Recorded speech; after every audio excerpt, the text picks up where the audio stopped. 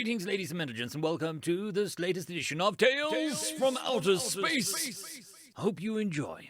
Story number 1, A Benevolent God, written by Almighty Pancake 2321. You are the first to see your God. The drought was made life this year harsh and unforgiving for your people, and you have had to travel far outside the safe areas of your territory in search of food to gather. Your people barely have enough to feed themselves in the upcoming winter, let alone offer up the required sacrifice for the protection provided by your deity. Still, they do not slow their inexorable advance upon your home. You arrive before they do, and manage to warn your people of their arrival. You swarm around them, begging and pleading for mercy. You are certain that your cries fall upon deaf ears. When they arrive and see naught but empty offerings, they speak in a deaf, booming tongue you cannot understand. Just when you think that they will take from the stalls reserved for feeding your people and their young, they leave the way they came. It is not long until you see their pale white form returning. You pause from feeding the young ones some of your dwindling supplies, fearful that they have returned to lay waste to your people in their wrath and fury. Instead, they reach down and gift you an abundance of the strangest food that you've ever seen. It is so similar to what your people ate and offered to your God, yet so different and so alien at the same time. Either way, your people accept their generosity readily. You see your God often throughout the desolate winter. Each time your people are on the verge of starvation, your food stores precariously low, they appear once more, bringing with them their ethereal nectar. You sometimes wonder what kind of deal your queen struck with your God when she first arrived in these lands, that they would go so far to save your people from starvation. You are the first to see your God. The spring that followed that terrible winter had broken the drought, and life once again flourished within your territory. There was such an abundance of food that some of your people had struck out on their own, only to find that your deity had provided them with their own home, as if they had known this would happen. Even so, your people have stored enough food that you can easily offer twice your regular sacrifice to your God to make up for the shame of last season. You announce their arrival to your people, and they flock to your God, dancing around them, singing their praises and voices you are certain they could not even hear, let alone understand. They stare at what you have offered them, and a moment of doubt flickers through your mind before their booming voice rings out in their indecipherable language.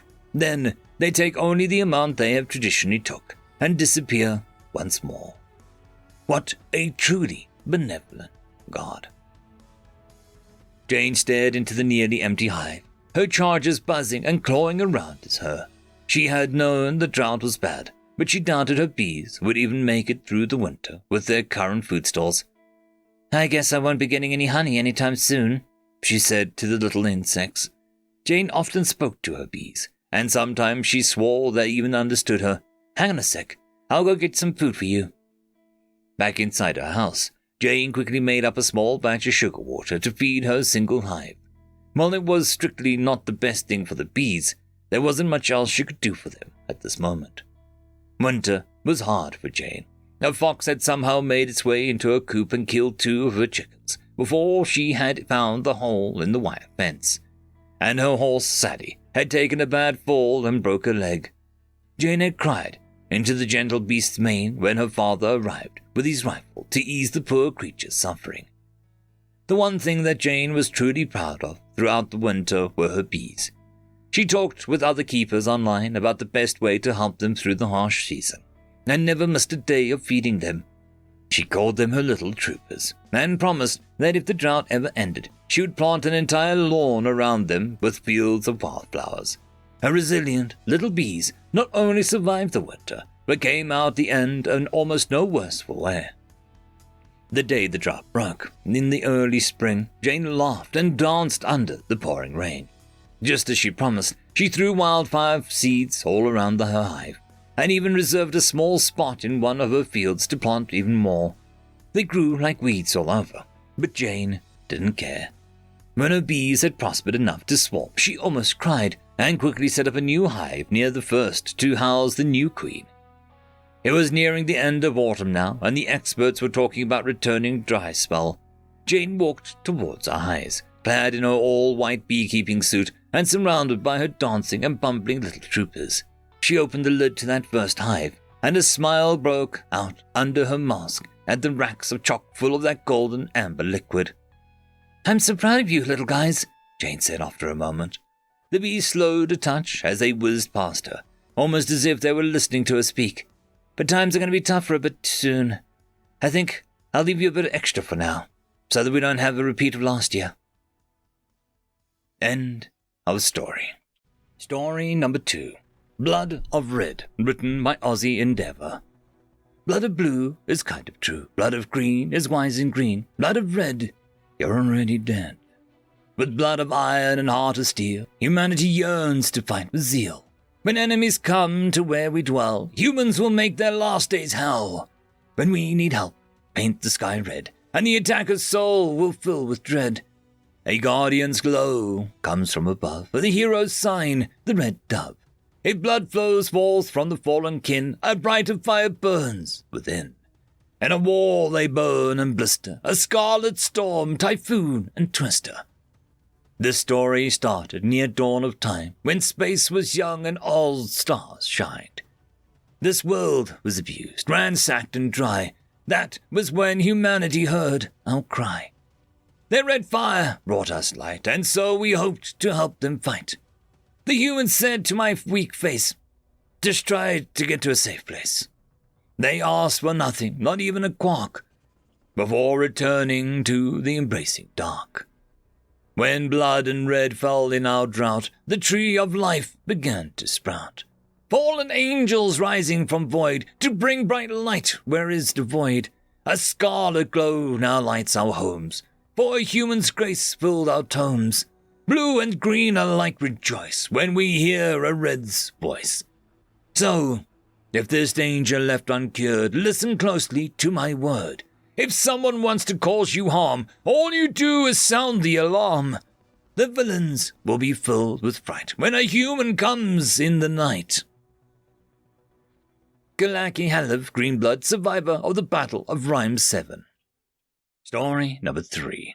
I Know I'm Not, written by Echoing Cascade.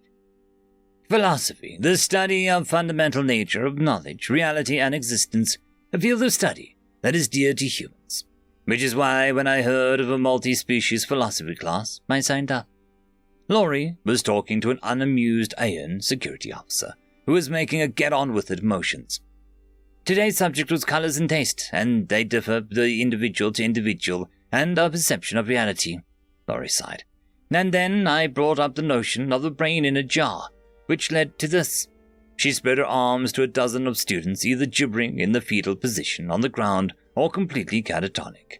The security guard raised an eyebrow, clearly not buying it, and spoke. Okay, what the hell is the brain in a jar? Laurie thought for a second before nodding. No stimulus our bodies receive are eventually translated into electric impulses sent to our brain, the guard nodded. So we can technically be nothing more than a brain in a jar, getting electrical messages that simulate our whole lives. The guard nodded, a bit slower, clearly struggling with the idea. So I asked the teacher the classic question, prove you're not a brain in a jar. The guard snorted. That's easy. You saw me get here. If I'm standing in front of you, obviously I'm not a brain in a jar. Laurie shook her head. No, prove to yourself you are not a brain in a jar. The guard's grin faltered, then a look of confusion overcame his features, followed by a realization that freezing into a mask of terror. Sir? Laurie waved a hand in front of the guard's face with no reaction. Oh, for frack's sake! The second guard entered the room. You! What the hell happened here? Laurie face-palmed before speaking. Philosophy. The study of the fundamental nature of knowledge, reality, and existence. A field of study that is dear. Then she stopped and put her hands forward instead. You know what? Just take me to a cell and call the embassy. For the sake of my sanity and, yours. It took a few days, but eventually became clear that not all species could shrug off existential dread like humans do, and philosophy became something that was not to be spoken without a signed waiver for humans at large. End of story.